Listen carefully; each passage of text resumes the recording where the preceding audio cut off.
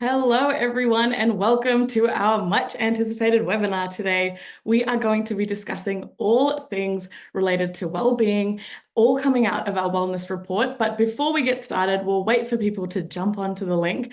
I wanted to do a little bit of an icebreaker while we're just waiting for the numbers to go up and people to jump on. But before the icebreaker, I would say grab a tea, grab a coffee, whatever tickles your fancy, take a seat, maybe grab a pen and a paper, but don't worry, today's session is recorded and we'll get into a little bit of an icebreaker. So, to the panelists that we have today, welcome. But I wanted to, before we get into all of the details around you, talk about whether you would rather go to the and live in the Arctic or in the Sahara Desert. Shelley, can I start with you? Oh, I think I would go with the Arctic. Really? That's actually interesting. Does the cold appeal to you a little bit more than the heat? I have been reading a weird fantasy book about being in the desert, and I think it's turned me off the desert. So that's why I think that's where that's come from. Fair enough. They say that it's not always the best there, so it can be extreme temperatures too. Um, Love that. Graeme, what about you? What about cold or hot? What are we talking? Oh, Graeme, I think we're just trialing out the mute button actually, everyone, right now. So Graeme, great I'm test. I'm inclined to I'm inclined to go with the Arctic as well. I love the sight of things down there. I don't think I'd live there forever, but I'd love to go there. So maybe like a 6 month lease kind of situation, and then back onto it. And Kirsty, what about you? Well, as you can see, I'm a redhead, so there's really no question. I'm too grouchy after 5 minutes of direct sunlight. So, this climate, completely packs up. I'm definitely Team Arctic. Oh, I love this. I didn't expect this at all. When I thought about the icebreaker, I didn't think literally the icebreaker would be choosing the Arctic in this case. So there you go. So this is really cool. I mean, it goes to show that we all have different tastes, different preferences. I think I would choose the Sahara Desert, but then now after Shelley mentioning this fantasy book, I don't know. Maybe there's things that exist in the Sahara that I don't want to see. So, Sanam, I'll send you the fantasy book. You can have a read and see oh, after good. after you've read it. Okay, igloos, I'll get ready for igloos then. I think the Sahara will be out after that book. Oh, perfect. I can see the numbers definitely ticking up. And so what I'll do is we have a jam-packed session today and I will get things underway. Like I said, this will be recorded. So for anyone jumping on now, please feel free, step away, grab something, a coffee, a tea, whatever tickles your fancy, and we'll get things started. So you may be wondering who's speaking to me, what's going on. Well, my name is Sanam. I am the Employment Counsel here at Employment Hero. And like I said, welcome to everyone for joining our webinar today. It has been much anticipated. We've had 2 years since we've done our last Wellness at Work report, and today's webinar is all about wellness at work. In 2024, we're looking at building healthier workplaces, more engaging workplaces. And one thing that was amazing that Sophia, our events marketing manager, mentioned was that we want to walk away from today feeling a lot more positive about workplaces. Yes, there are some shocking, numbers that we're going to be talking about and that you would have seen if you've checked out the report, but it's all about how can we tailor, adapt, and really bring well-being to the forefront in our workplaces. So like I said, I'm Sanam. I work as the Employment Counsel here at Employment Hero. A bit of background about me. I've actually been in the employment law space. It's what I fell into about 8 years ago, and I've never left. And it's been a great ride in terms of working in-house. I've also worked in private practice, represented employers and employees, and now I've dabbled in running a company. I'm the founder of Law Lens, and what we do is we provide New Zealand's go-to employment law podcast called Employment Law Done Right. So if you want, check it out. But today is not about me at all. I am just here as a jaded lawyer, and we have an esteemed panelist where we're looking at everyone from, the well-being space, HR space to resilience. We've got Shelley Johnson here, who's the founder at Boldside. We've got Graeme Cowan, who's team resilience speaker, and Kirsty Thomas, who's the company director at Strategic HR. And we are delighted for all of you to be here today. Thank you so much for being a part of the panel and also for everyone tuning in the webinar. Before we kick off, and I know you want to hear about everyone, but before we do that, before I pass it over, I will just go over some housekeeping because everybody loves some housekeeping. So we definitely have time at the end where we've allocated for your questions. So at the bottom of your Zoom screens, you're going to see that there's a Q&A part. You can go and click on that box, add in your questions. When we have webinars this big, and I'm talking about this webinar being quite large in terms of the amount of registrants, then we usually do get flooded with questions. So we will try to get to as many as we can. But if we don't get to them, then we'll see what we can do after the webinar. So definitely stay tuned for that. In terms of the session, like I've hammered in many times, it's being recorded. Please don't frantically write anything down. Sit back, relax. It's all about a discussion here. And keep in mind as well that all of this, including the recording, the slides, all of the information will be sent to you post-webinar. So you'll get that in an email. So to kick things off, because I've talked way too much, we're going to move to our panelists. And I'll start off with Graeme first to give a little bit of background about what he's all about and what's happening in his space. Thanks, Sanam. I really believe that every person deserves to be part of a mentally healthy team. I am a speaker, a conference speaker in team resilience, and also an author as well. I'm also a founding board director of Are You OK? And was involved in starting that back in 2009 and really, really very proud of what that's become. The other podcast you might like to check out is mine, The Caring CEO. So I've interviewed now 64 CEOs that champion a culture of care and a culture of high performance. And I largely did that because I really wanted to show people this stuff we're talking about today isn't theory. There's incredibly successful people living and breathing it. So I've got the CEO of Bunnings, of Microsoft, of ANZ, Adobe, and smaller companies as well. And, there's some lovely qualities that come out of those people. Many people, and we're going to hear that a lot, I won't say the number because I'm going to share that later, but more than half are feeling burnt out. And this can really, affect our productivity. And what I, truly believe is that we can work better as leaders and teams to build a more caring and resilient team and workplace and enjoy growing together. Because out of all this, turmoil comes growth. Oh, perfect. Oh, that's so wonderful, Graeme. I think, and you're absolutely right. And the work that you've done with Are You OK? And everything like that it's just been amazing to see where it's taken off. I used to live in Australia. I live in New Zealand now, and just to see kind of growing up and how has morphed, it's amazing. And absolutely check out the podcast. I'll turn to Shelley next. Shelley, do you want to give a bit of background about yourself? Yeah, I run a business called Boldside, and we're a HR and leadership agency, and we work with bold businesses all over Australia. And so one of the things that we love doing is helping leaders build epic team cultures and helping develop emerging leaders, especially in this space, because one of the big things we see, Sanam, is that if you want to lead well, you have to be well.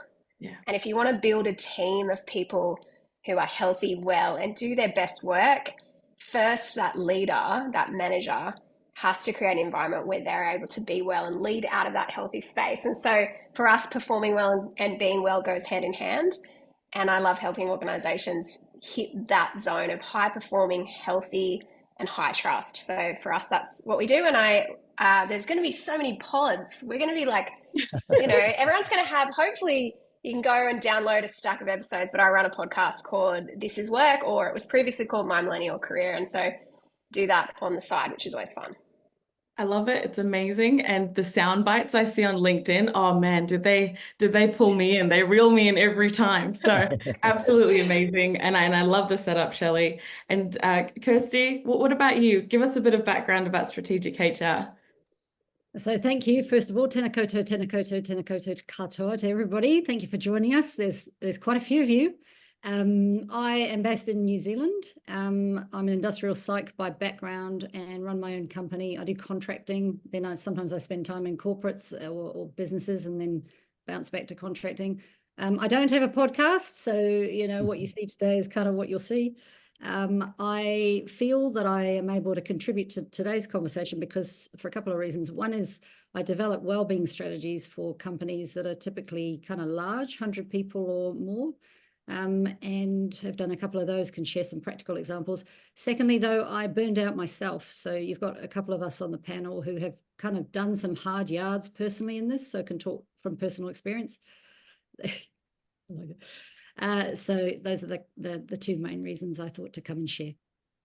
Oh, that's brilliant. And I think the way that Kirsty put it is that she wasn't the burnt matchstick. It was the burnt piece of toast, completely charred, just not edible. So I get it. It is great that we're going to have this discussion, because if it's from, personal experience, not only from clients, but also what you've gone through as well, then it's amazing to have that and the ability to share that. So thank you to the panelists today. Thank you so much. And I really appreciate the discussion that we're about to get into. So let's kick things off, because I think everyone is ready. They want to know what's been going on. If you've seen the key findings that we've had out of that wellness report, you would have seen that numbers have changed significantly from the last 2 years. And what has been most interesting is that we were looking at, post-COVID, well and truly post, obviously people are still getting COVID, still going around, but we're looking at not pandemic situations anymore, but the numbers are not lining up with what we would have potentially thought that we would be at when we were looking at COVID. We thought, oh, it's just a little mountain, we'll get over it, we'll be fine. And it's not ended up being like that. So burnout was the first thing that we were wanting to discuss today. And to the panelists, I wanted to actually have a chat about it, because what we saw in this wellness report was that 66% of employees indicated that over the last 3 months, just the past 3 months, they've experienced burnout. And that is a jump from the 2022 report, where it was only 53%. So with that said, I would say if we can have a discussion around, what have you actually experienced in this particular space that maybe has contributed or reflected this jump, then Kirsty, if I could get you to kick off, it would be really good to see. I know Kirsty comes with a wealth of knowledge on the research, so it'll be good to see the change in space. Thank you. I think the headline would be that we think COVID is the big stressor, but actually there were a lot of big companies in the States appointing wellness officers back in 2018, 2019. So there was an issue around wellness in the workplace before COVID kicked in. It just accelerated a lot of things, and I think that's what we're seeing now.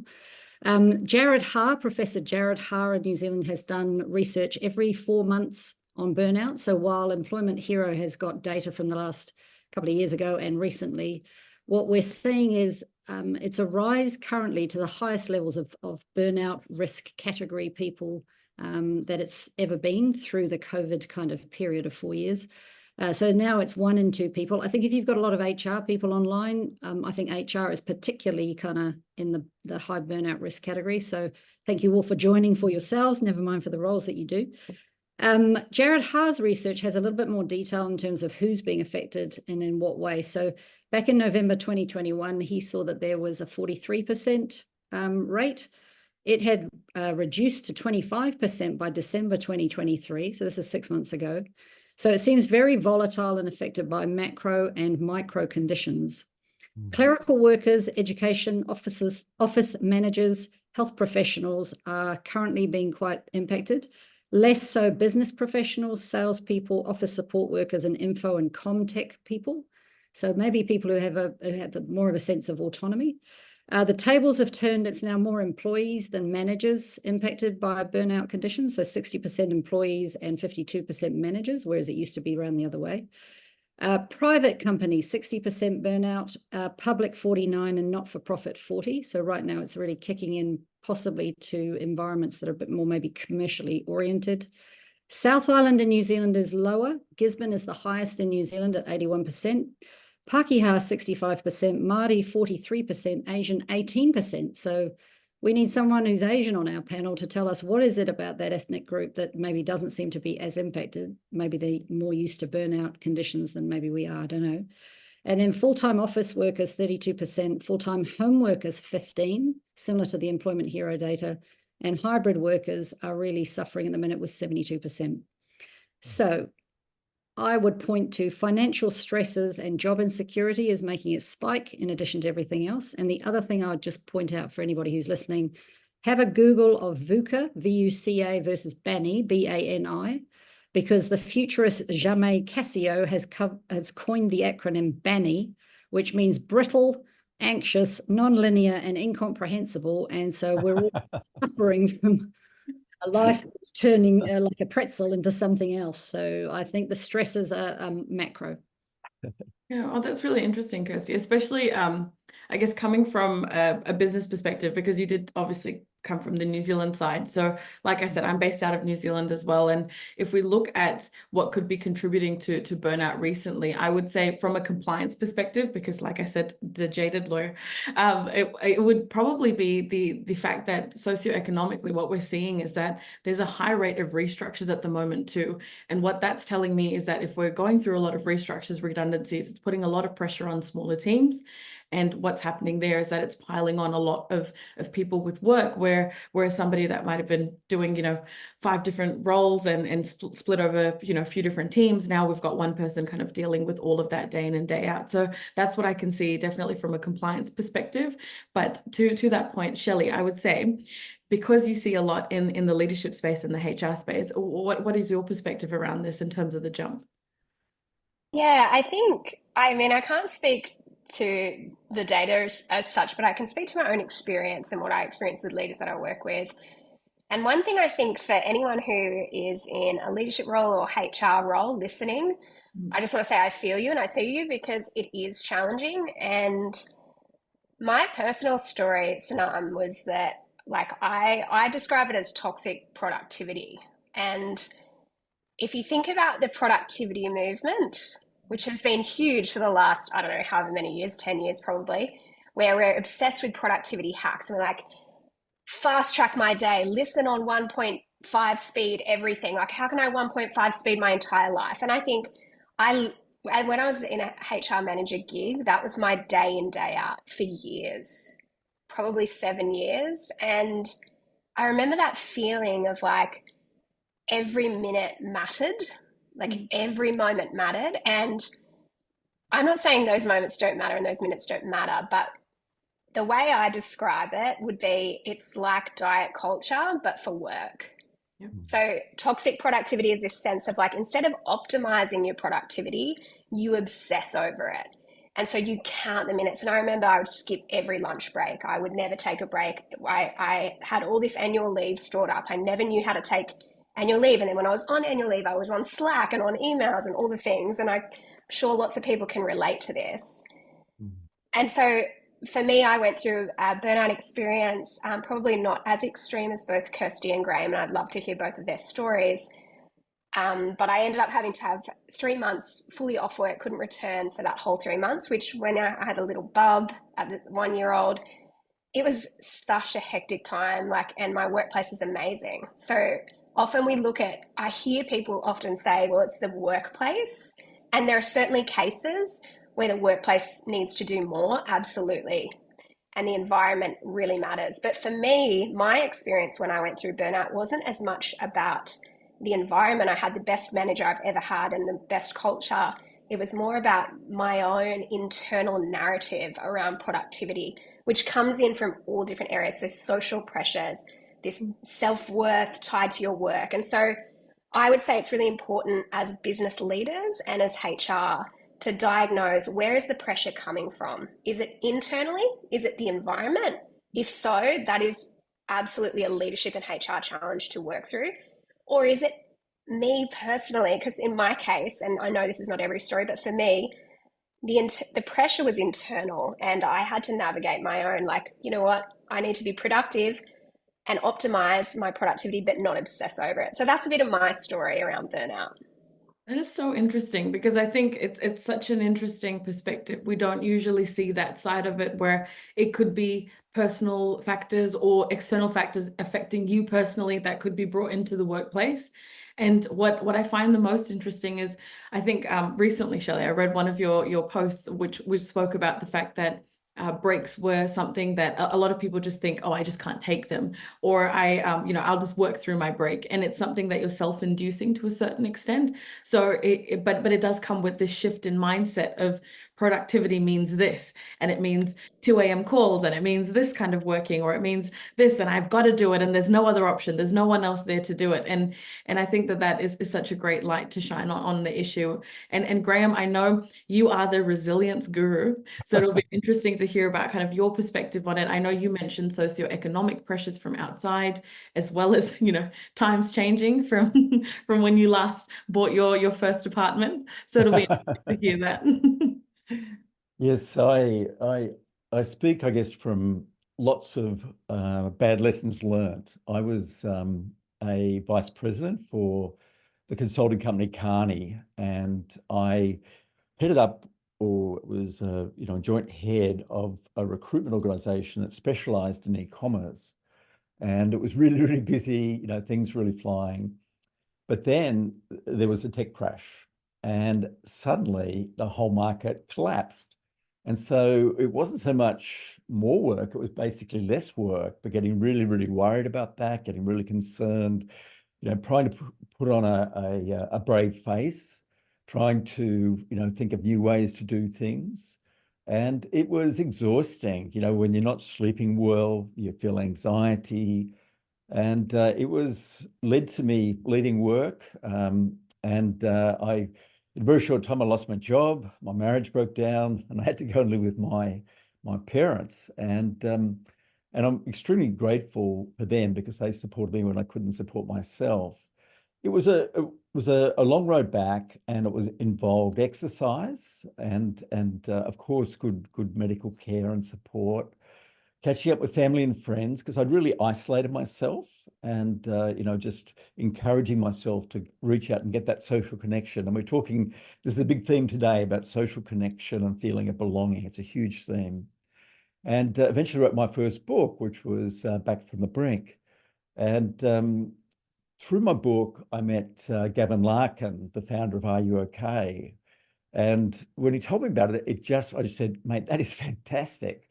Because I knew that I wouldn't have made it without my parents. I seriously wouldn't have made it without my parents.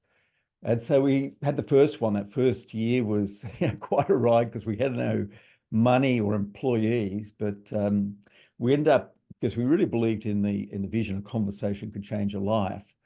And it's just amazing what it has become now. Here we are, like 14 years later or 15 years later. And that simple concept of reaching out and caring and making a difference is a huge contribution to a mentally healthy workplace. And I now talk, and as I said, this was all learned from hard experience, but for anyone, leaders, managers, to really embrace a we care culture. And a we care culture is where we prioritize self-care. And I encourage everyone listening today to embrace the mantra that self-care isn't selfish. If we don't take care of ourselves, we can't take care of other people. The next is crew care, which is building psychologically safe and resilient teams. And that can play a massive role. When you think about your best workplace or best team you've ever been in, it's often where you liked the people, you had each other's back, and you cared about each other. Those are the foundations. And these things cost nothing. And then finally, red zone care, being able to identify and approach and ask, are you okay, in a way that's really empathetic and encourage help seeking. So really encourage everyone to think about creating your own we care culture. I love that, Graeme, especially with the red zone care, because I think that's one of the areas where personally for me as an employment lawyer, I've noticed a lot of times employers, managers, they feel a bit hesitant to approach if somebody's going through anything, just because they don't want to open up Pandora's box, but two, they're more so worried that they're going to, encroach on someone's privacy or anything like that. But if you can see that you've got someone in the team and they're not feeling well, then having those discussions. And I guess this kind of leads to what we were going to talk about in terms of mitigating burnout. I know, Shelley, you touched on a few things in your story as well. So what I'll do is I'll kick off with you, Shelley, first. What do you think in terms of mitigating? We know that there's a lot of factors from outside that could be playing in. What strategies can employers actually implement in their workplace? Yeah, so you can implement this at the organizational level and at your team level. So depending on where you sit, both work. So we do a thing with teams called a culture audit, and it's nothing like massive. It's just get your team together, or as an organization, as an ELT, as an exec team, you can do this. So ask a couple of questions. I'm gonna read out some of the ones we asked. So what are the behaviors we reward, recognize, and tolerate? And do they promote or erode well-being? So that's the important part.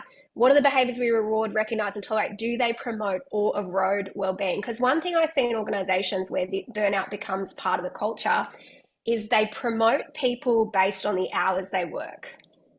Who works the most hours gets the biggest promotion or gets the biggest pay rise, whatever it is. So it's like, it's not about hours, it's about value. What value are you bringing to the business, not what hours are you doing? And I think great leaders focus on value and outcomes, not hours.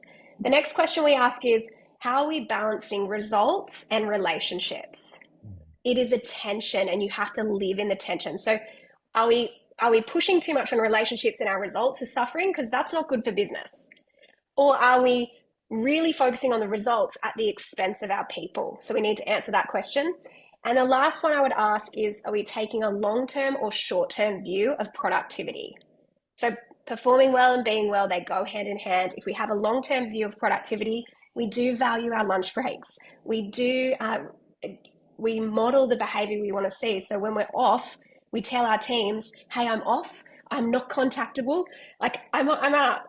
Like it's okay to do that. And our leaders should model that behavior and help team members do the same thing. I think that's fantastic. Modeling behavior is so interesting, and you don't really notice it until it kind of smacks you in the face, and then you're like, oh, this can actually exist. I remember in one of the law firms I worked at, I wasn't used to the whole breaks and all of that. You know, everybody's dealing with billables. And when I saw one of the reporting partners sitting in the break room, I just thought, oh, is this possible? This is just something we can all do. So yes, modeling made a huge difference. It made sure that the team kind of was there, and everybody, you know, when they're taking breaks and they're actually going on leave as well, hey, don't contact me. That means you get that too, which is really positive. So Graeme, it'll be interesting to kind of hear your side of it as well. I know that you touched on a few things when you're talking about the different zones and kind of dealing with the employees, but what ways can you mitigate burnout? I really agree with what Shelley just said about leading by example. You know, it speaks much louder than any document or policy or anything. What you see your managers see and do makes a huge difference. And I once did a session for Macquarie Bank, you know, one of the divisions of Macquarie Bank, you know, very, very fast driving organization. And anyway, one of the leader of the group, when I was talking about what's your one thing, what's one thing you do, you're really centered, really focused when you do it. And he said for him, it was going for a run. And so he decided to do a lunchtime run. He put it in as a default every lunchtime in his things. And he said later that he managed to do it 3 times a week. And that's pretty amazing, but a very, very busy guy. But what's even more amazing is what happened after he did that. Everyone noticed. And so they felt okay to go to the gym or to go outside and take photos. So that is a really, really important thing, is about leaders practicing, you know, sustained performance. And sustained performance is working intensely. Then it's taken a break. It's taken, you know, 10, 15 minutes break to do something really different. The other thing, and I think there's a really practical thing people can do, is to teach managers how to have better mental health conversations. And of course, we started that with Are You Okay? And it played a really important role. But in another business I have, We Care 365, we've trained, for example, 2,500 Aldi supermarket managers about how to have mental health conversations in a scalable and flexible way, because they can't take half a day off work. They really can't. And so simple conversations with empathy are what makes a difference. You know, we've been on the end of a conversation where someone is empathetic and has your best interests at heart versus someone who just wants to know what's happening. So knowing how to have those conversations. And one of the things, you know, Gallup tell us, or their research tells us, that 70% of the wellbeing and engagement of a team is due to the manager. So what they do has a massive, massive flow-on effect. And knowing how to identify someone who could be slipping into the amber zone or the red zone and having that conversation and encouraging early intervention help seeking, I think is a key component. So these are things that are cheap. They're cheap to do. And just to reinforce how important it is, one of Gallup's questions, their Q12 questions, is my supervisor or someone at work seems to care about me as a person. Now, the more people that strongly agree with that statement, the higher the profit, productivity, customer service levels, and the longer people stay here. You know, this care isn't something that just Mother Teresa. It's what we long for. It's what we increases our belonging and our performance and collaboration. I love that. No, it's so interesting, Graeme, to talk about it in that sense of that it's not just a quick fix or an easy way to just pick on one thing and that's the way to do it. It is actually not that difficult, but it requires a little bit of engagement, humanizing with the situation. Personally, for me, something that I always talk about in the podcast and just in general is that we tend to, for some reason, in an employment relationship, dehumanize the relationship. Whereas if you had a friend that came to you feeling unwell or unhappy or feeling a particular way or just expressing some sort of dissatisfaction, you would engage with them. But for some reason, in an employment relationship, you kind of move away from that. And I think it's just the way that we've dealt with employment relationships in the past, and now we're moving in a very different direction. So Kirsty, if I can have your perspective dealing with all of the businesses that you've kind of dealt with, how have you seen them mitigate work burnout, and how have you suggested for them to do that? One of the questions, Sanam, that's in the Q&A, someone has asked us to define burnout. Can I take a second just to... Sure. Yeah. We'll just take up with that.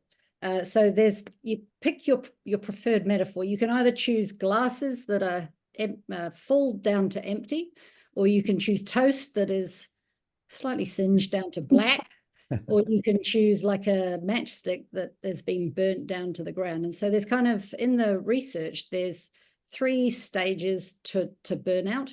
And I think a lot of people get stuck maybe in the first stage and think that is burnout and call it burnout, whereas actually burnout, when you burn to the ground, you're kind of, the average that people take time off is about 22 months. It's not a 3-day away from work, come back, feel refreshed kind of burnout that we're kind of talking about. So the first thing to say is there's kind of 3 stages. The first stage is called emotional exhaustion. This is when you are kind of feeling like you've had enough. You're feeling overwhelmed. It all seems a bit much. I think people can confuse this level with like the same kind of level as maximum burnout. But the answer to that stage is self-care. This is what my colleagues here are talking about. If you don't pay attention to yourself and you aren't skilled in self-care, and let's face it, most high-achieving perfectionist nutters like us are all kind of like that, then you move into the second stage, which is what they call depersonalization or cynicism, where you start feeling like no one's got your back. You may actually be in a situation where you've got personal challenges in your life, partly probably because of overwork, but also you have a manager who doesn't have your back. But the general feeling is that people aren't there for you. So the depersonalization, the cynicism feels like you're kind of by yourself and you're quite isolated. So that's a stage in and of itself. That's looking kind of gently toasted, a little black around the edges. And then if you carry on and you do nothing about that stage and you continue feeling very isolated, then you move into a state where you feel pretty useless and pretty incompetent. Listening to my colleagues, if you've already got quite a lot of self-criticism or perfectionistic tendencies, they are quite self-toxic. So it's almost like a bullet that goes into you and then starts exploding. You're kind of killing yourself off when you get to that last stage, and that can damage your kind of sense of self-efficacy and ability to contribute, and you just basically don't want to take part anyway. And so, when you get to that highly toasted kind of area where there's no petrol in your tank, that's when you need kind of to take time probably off from work, even though that's a difficult thing for me to say. I think it's generally seen as kind of by that stage, you actually have to make some deep life changes. And I think that by the sounds of it, all 3 of us have kind of gone through that stage. So, burnout is not for people who don't want to work hard. It's not the people who you think are burning out. probably it's the people who are the high achievers. If they haven't done that deep kind of personal work to decide the role of work in life, then that's the kind of conversations that you're going to end up having with yourself or someone else, but probably someone who's a professional can help you. So to answer the person's question, what is burnout?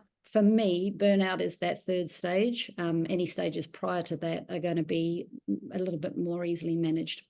So back to your question, I'm only going to choose one thing in terms of how do you go about mitigating burnout. At the moment, I'm finding a lot of organizations think that well-being is about yoga and bringing your cat to work. It's that kind of stage of self-care.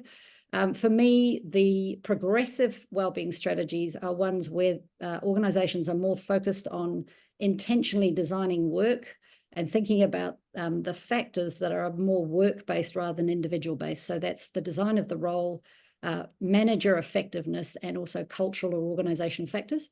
So what I would say to the people who are listening in is get on your chat GPT, plug in there, what is the case studies worldwide where companies have addressed productivity, and it'll bring up examples at Google and places like Atlassian.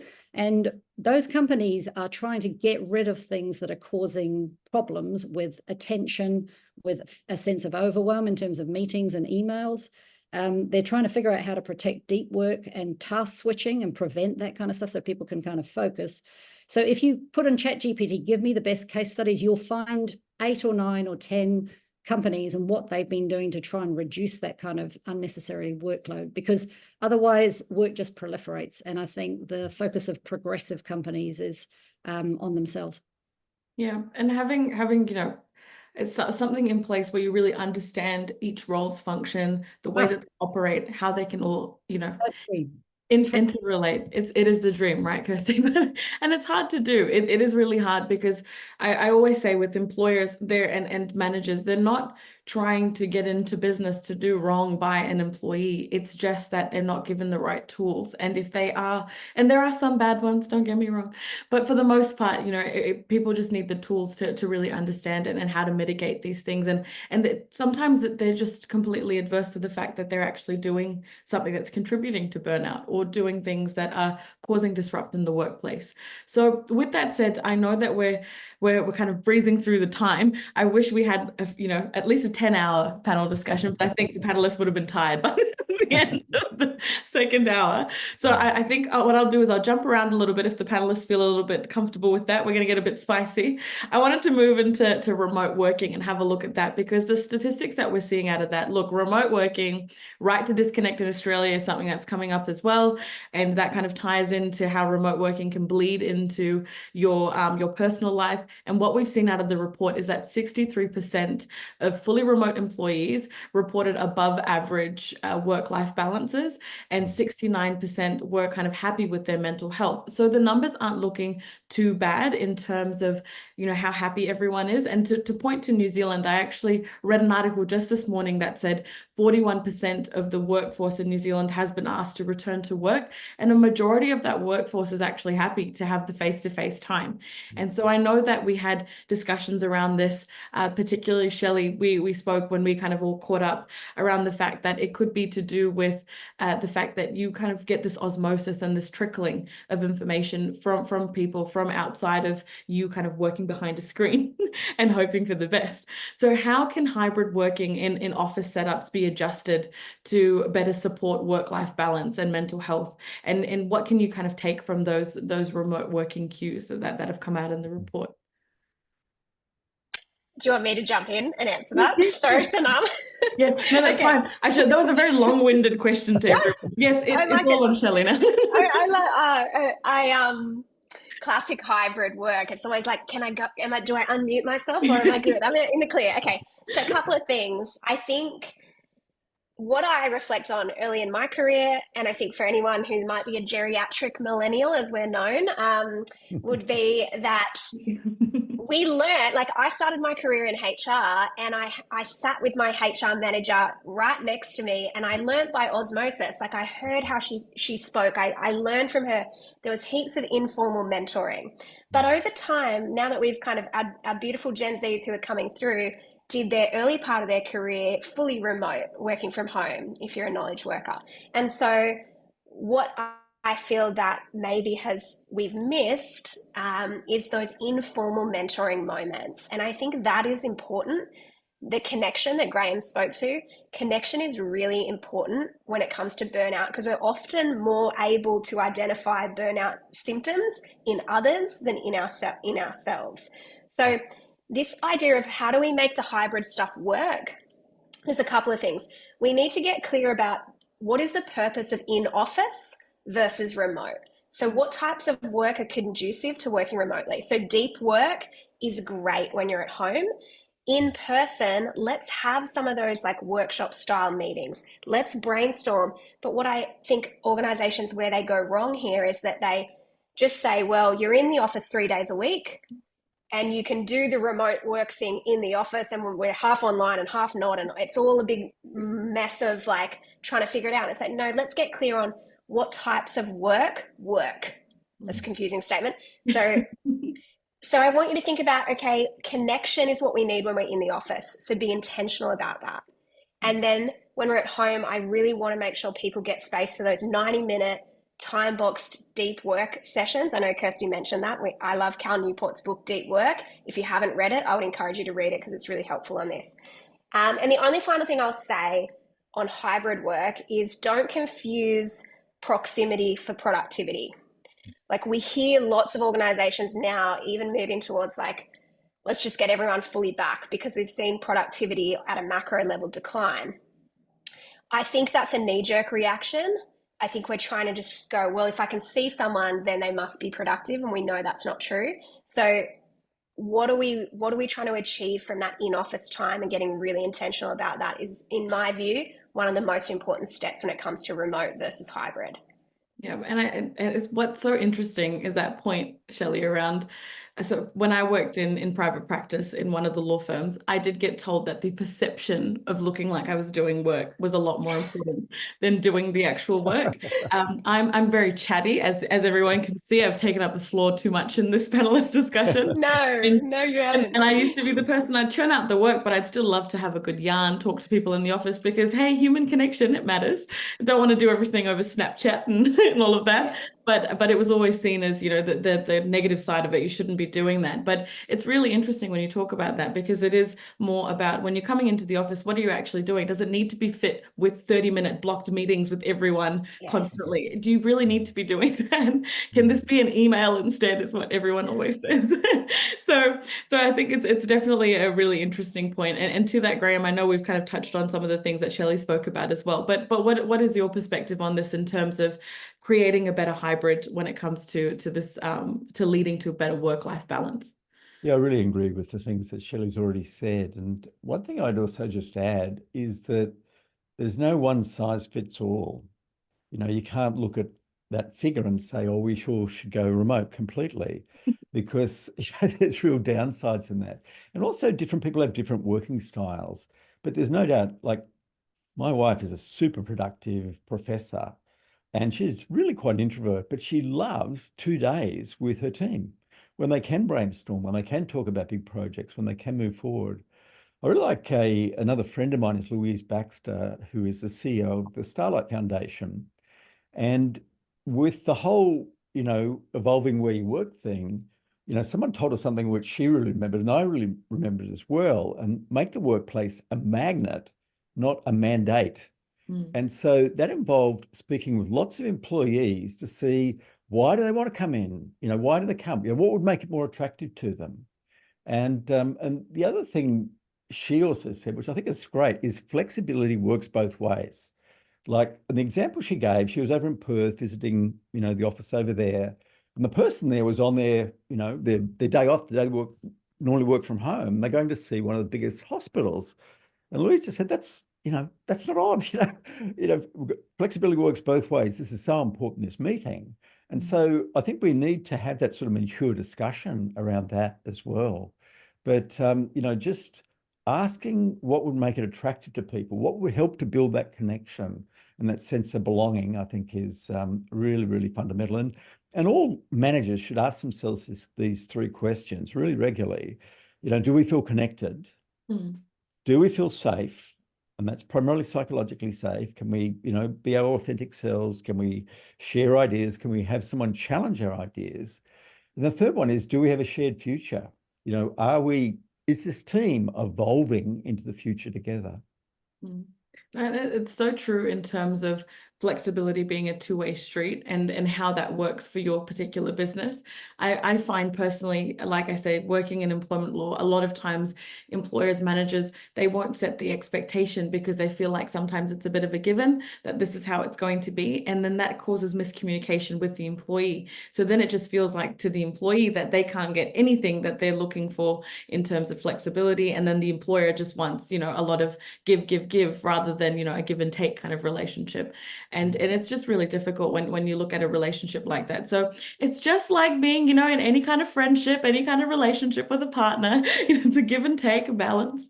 So we've got to bring that into the workplace as well. And Kirsty, what I'll do is I might direct the next question to you, which is around kind of mental health and in all happening in today's world, because we've seen, ongoing changes in the economic landscape. We've seen definitely the environment changing. Everybody's saying inflation, minimum wage, cost of living, everything's going up. Maybe not minimum wage as high as it should, but all of that's changing. And then when we're looking at that, we're looking at businesses needing to be a lot more agile. So do you believe that there's anything that businesses or companies could do to be a lot more responsive to these external changes that might impact their employees?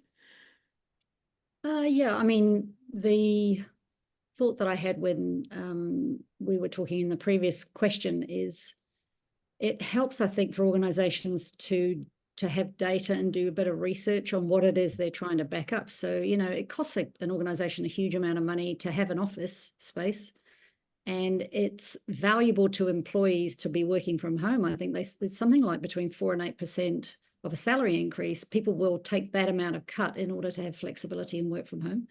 So, my answer to pretty much any question anyone's going to ask me is try and get some data, even if you're small, to try and back up what your decisions are. The other thing that I'm really a fan of in an agile, progressive environment is to spend time with employees, us as HR, even reserving between 5 and 10 hours a month to go and interview people in your business, especially people who are in segments that you don't know much about. So that in this case, in Tamaki Makaurau in Auckland, something like by 2043, Auckland is anticipated to be 42% Asian. Now, I know right now people have an issue with biculturalism, let alone multiculturalism when it comes to leadership and people running businesses. So you'd want to go out and, in order to be agile and kind of keep a step ahead, is spend time with those segments of your business or with segments of the population to really understand what is lighting their candle and what needs they have. An example of this is the client I'm sitting in right now. You can tell from the lush, pristine wall behind me. They have an employee experience group and they run this monthly, and I go and spend time with this group when I need to run some designs and co-designs past them. So last month, for example, they helped me shape and finalize a guide for managers on how to have quality one-to-one conversations.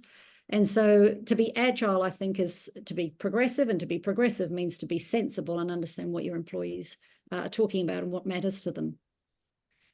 Yeah. Oh, it's really interesting. And to see kind of how New Zealand's landscape will change as well, and how managers need to, obviously we need to diversify and things need to change, but also having a look at the way that things will be tailored to particular employees and with businesses. So I really want to get a little bit controversial. I said that I wanted to get a bit spicy in this one. And I wanted to talk about the generational divide, because for the last year, we have been hearing Gen Z this, millennial that. And to be honest, Graeme mentioned about, the baby boomers and everything when we last all had a chat. The baby boomers seem to be not at the forefront of discussion anymore, Graeme, as much as Gen Z and millennial are battling it out. And then you've got Gen Alpha.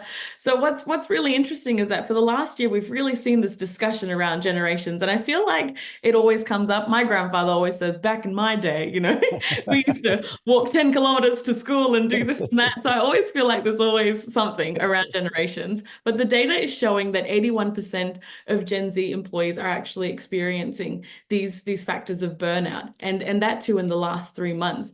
And it's it's almost double the rate of what baby boomers had said that they were going through. So as much as I would like to get into, like I said, this 10-hour debate that we're going to have, but if we could just have a general idea, and what I'll do is I'll point to Shelley first, because the first on my screen next to me. If I could go to you first, just to see what may be contributing. I know we discussed external factors, what might be coming up causing this generational divide between how Gen Z is feeling and how millennials, I guess we're in the same boat, how millennials are feeling. Yeah, I mean, I think a couple of things are linked to why there's like different experiences. I do feel like a lot of millennials are, 10 years into their career plus, maybe more. And so if we think about, okay, well, you've got a lot of experience to draw from, and there you have reference points, and you go, oh, well, this is bad, but it's not as bad as it was 3 years ago or whatever. So you get this reference point. And you're like, yeah, okay, I can navigate that. Or they've built some of the skill sets to navigate complex workplace environments. For example, things that drain people, bureaucracy, political weird stuff in organizations, like managing up, like having to manage up to a leader who you maybe struggle with. Like, your millennials will have some of the bench strength in that because they will have done it for a number of years, more so than our Gen Zs. Our Gen Zs have come into the workforce in a really tough time, like COVID, where they're like navigating all of this complexity and challenge without maybe those years of earlier experience where they got the mentoring and the one-on-ones and all that stuff. So I would just say, like, the general experience of being in the workforce, navigating the challenges, is part of it. The other thing I think links into it is, one thing I do feel for Gen Zs that they may have missed, that I certainly have had earlier in my career, is, as I mentioned before, informal mentoring. So what I think organizations can do to address this issue, because if I go, let's go practical, what can we do to address the issue? We need to have mentoring processes for our up and coming staff. And we do a lot of grad programs with teams and businesses to help their grads come in. And I think one thing I love seeing is when they get these connections with leaders who might not be their line manager, who help them grow and develop, and they invest in them and they have good one-on-ones. So to me, if I could pick two things that you could do fairly cheaply, is cheaply a word? Mentoring, one-on-one. Have an internal mentoring program. Number two, do good one-on-ones once a fortnight. And people might balk at that. They might go, that's really often. Marcus Buckingham has some great research. He says that if you meet fortnightly or weekly, performance and engagement has an immediate increase. If you check in monthly or less, performance and engagement decreases. So if we think about that idea, one-on-ones, and I know that was in Employment Heroes report, so that would be my recommendation.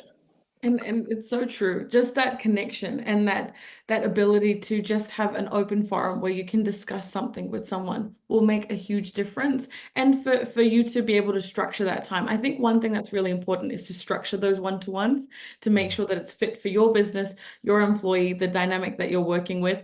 The worst thing about a one-to-one is when you kind of just go in and then everything's just either a yarn unnecessarily, and then work is the last 2 minutes of the conversation, and then the person's feeling like they're a bit left in the dark and they actually came to have a chat about work. So strategically do those one-to-ones.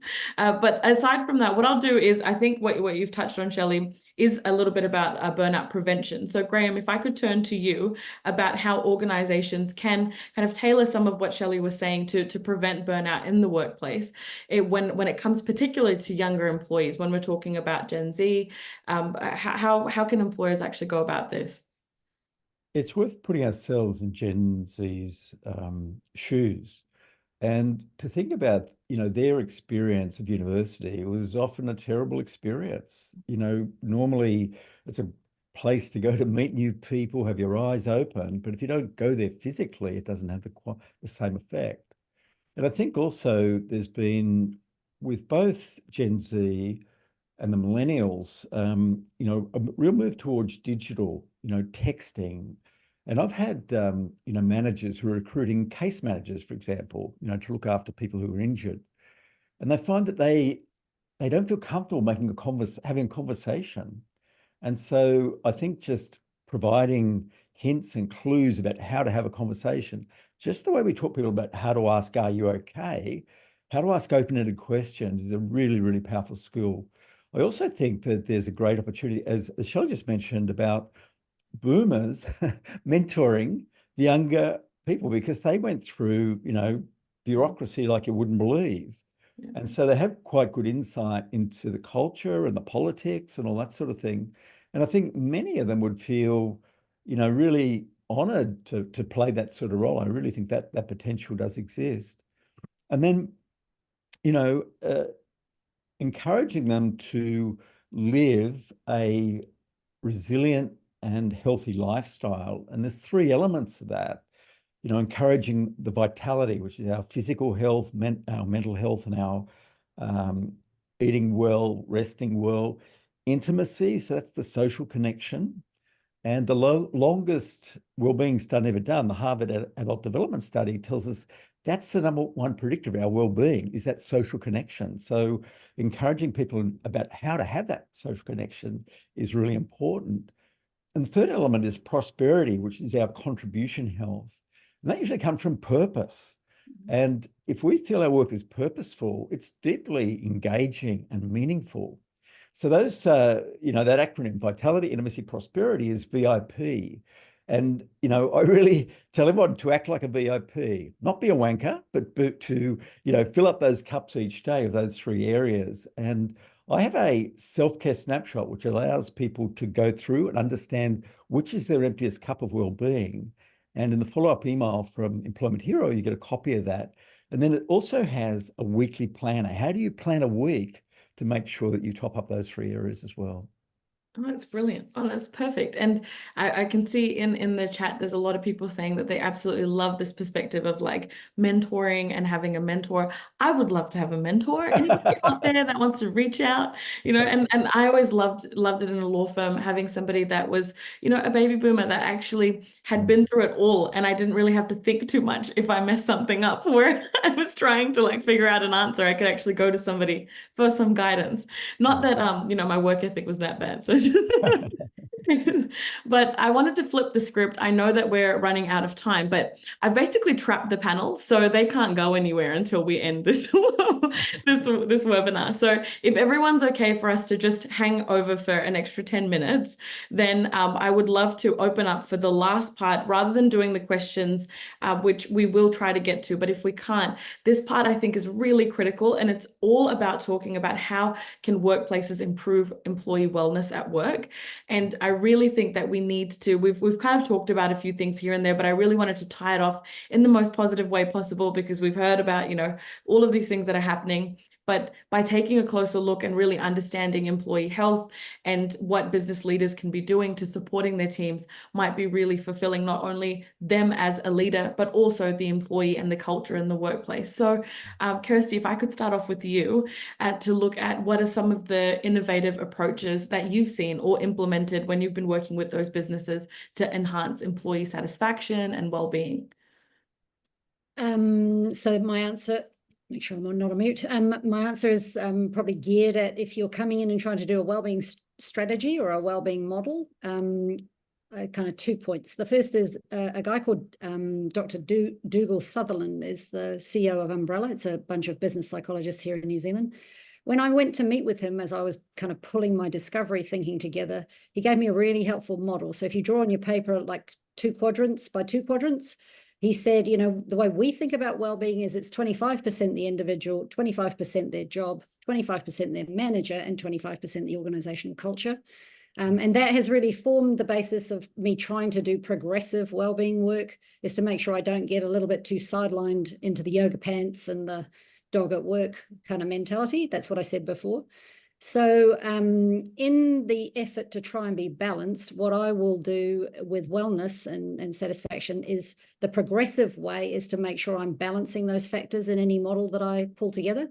And the way I try to do that is that I'm running surveys, or I'm doing, between 10 and 20 interviews of people in an organization. And I'm asking questions about all those 4 quadrants, not just one of them.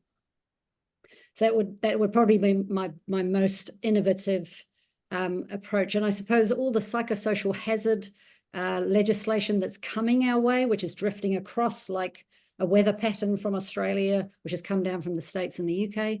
That is coming to New Zealand. So at some point, it's going to be legislatively required in New Zealand, in the same way health and safety is, to make sure that we are protecting people from psychosocial hazards at work. That's bad meetings, bad bosses, bad processes, work being designed badly, overwork, overload, whatever. So, kind of get in early and start understanding where your business is at with those 4 quadrants.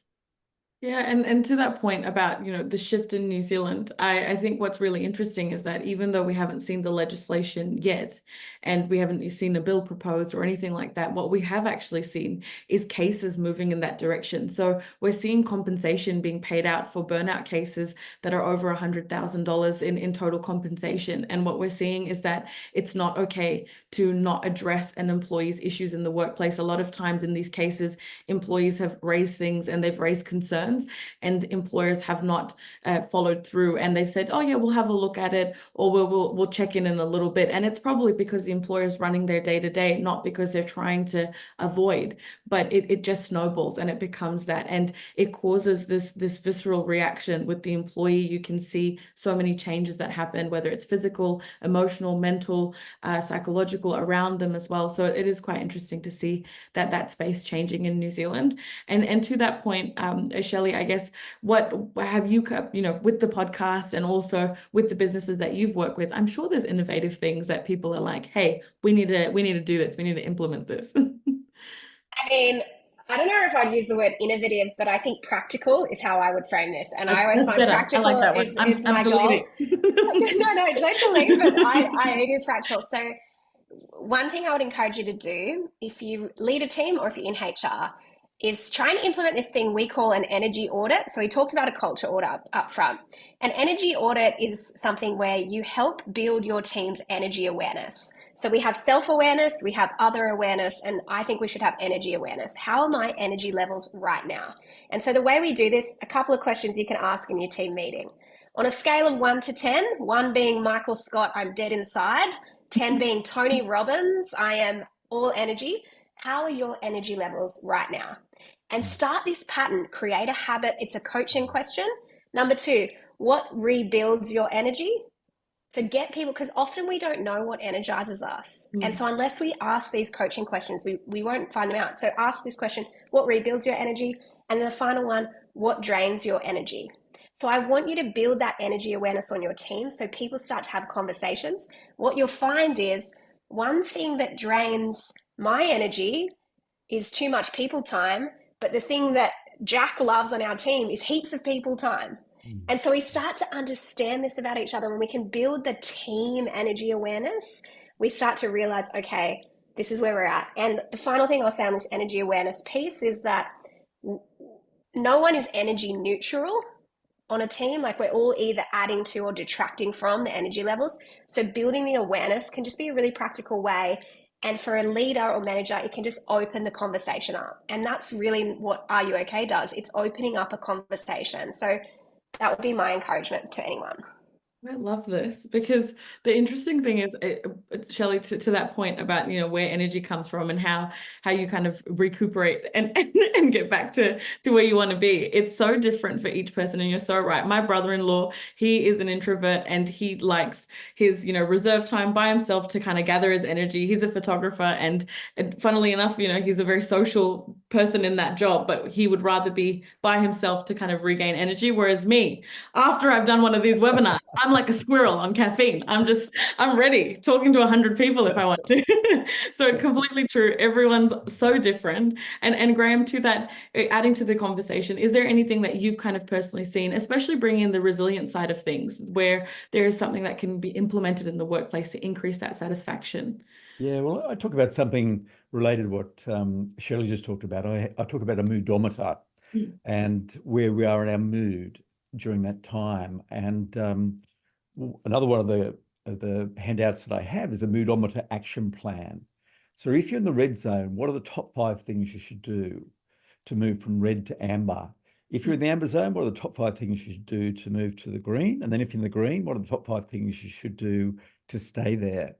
And, whether Shelley calls it energy, I call it mood. That's what we should be managing rather than our time, because we all the science tells us we're more productive or more creative in the green zone than in the red zone. We're much more influential as well. So these are good business reasons for doing, but they're also good human reasons because we're better people when we're in the green zone. So that's, I think, is, again, something I really, really agree with. And I think it's just worth touching on this psychosocial risk. The issue I have with this, it sounds complicated. It sounds like it's, only something that psychologists can do. But what they're talking about with psychosocial risk is harmful stress. And a leader can lead by example. They can have curious conversations to find out what are the causes of this harmful stress. They can start to measure what matters, whether that's through a pulse survey or a formal assessment across the whole organization. Create goals and a shared plan. It's not complicated. It's just about how to magnify the impact of our group. And so it should be called the performance culture, I think, rather than, psychosocial risk, just a personal rant.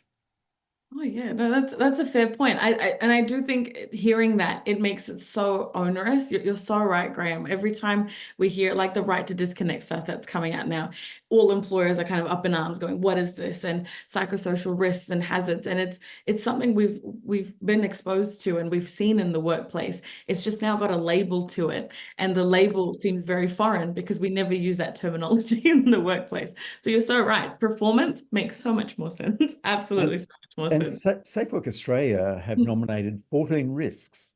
Yes. 14 of these risks. And so they're things about too much work, too little work, no control over work, bullying, harassment, all important things. But I think it's also a big mistake to say we've got to do them all. Let's find out the ones that are going to have the most return on effort, because there will be, often we're hearing about, too much work or not being able to switch off. And they're the ones the ones that are causing the issues, the ones we should focus on. Yeah, and I think to that point as well, it's all about what works in your workplace, not necessarily avoiding, psychosocial hazards or anything like that. But if you're noticing that there's too much work, then that's when you pull back. You don't, you need to give too much than too little, like you said. And it's about tailoring exactly to what your situation is and using discretion. We all love a little bit of discretion when we're dealing and managing. So what we'll do is I've now pushed the boundaries and taken up an extra 6 minutes of everyone's time.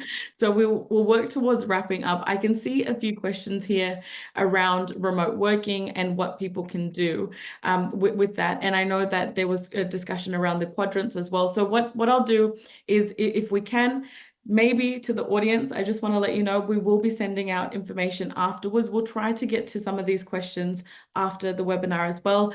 To our panelists, thank you if you're happy to help us with the questions.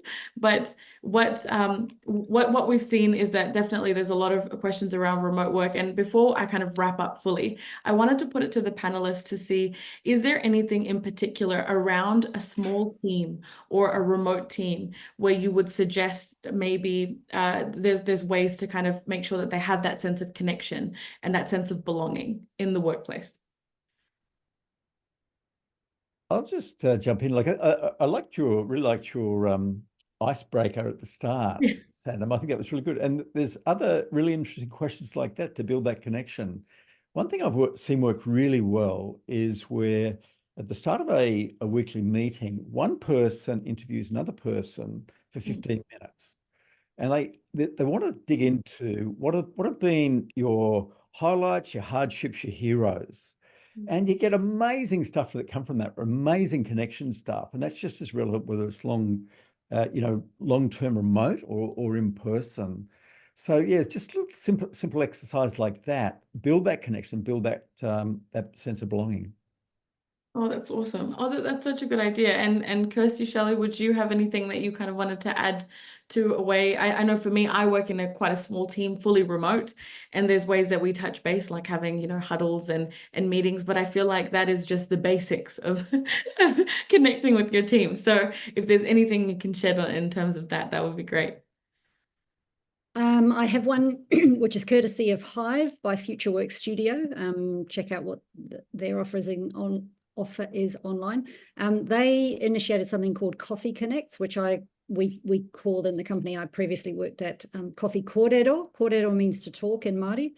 And this is where people volunteer to have almost like speed dating, but it's actually just catch up over a coffee, where you're matched with someone in another part of the business. It helps if your business is a little bit bigger, but it doesn't matter.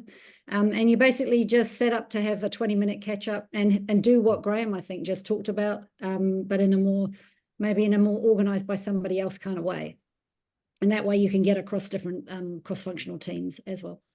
Oh, it's brilliant. Oh, that sounds so good. That's such a good idea. And it's such a good way to kind of connect. I know that whenever I worked in companies, they would do it, but it would be to shadow other teams. That's no fun. Coffee is so much more fun.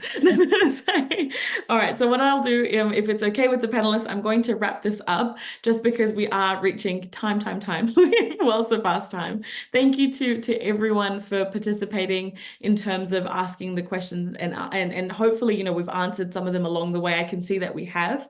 But if there is anything that's kind of hanging there and kind of we're waiting to wait on the answer, then we will answer them after the webinar. Graeme, I did see a comment come in around the Amex situation, so about your post. So definitely you've got some fans on this webinar. So like I said, thank you, a massive thank you to everyone for absolutely an incredible webinar. To the panelists here today, Graeme, Kirsty, Shelley, you have been phenomenal with your insights. Oh my gosh, there were many times where I felt like frantically writing things down, but then I remembered it's recorded. So so absolutely, it's been phenomenal and fantastic. A survey after we finish everything up will pop up, so please definitely participate. It helps us understand how we did, especially me. If you hate hearing my voice, will swap me out with someone else, and then we can see how it goes. So we'll be sending out, like I said, all of the information around the report, as well as all of this additional information that Graeme's mentioned, that Kirsty's mentioned as well. And you can see on the slide here that it's got everyone's details on there. Go and check out the podcast, check out the work everyone does. Everyone is in their own fields and their own niches, so there's something for everyone, no matter what your taste is. So absolutely check that out, and we look forward to seeing you all the next time. And to the panelists, thank you so much for being amazing and for doing all of this. All right, bye everyone. Thanks, Sanam. That's right.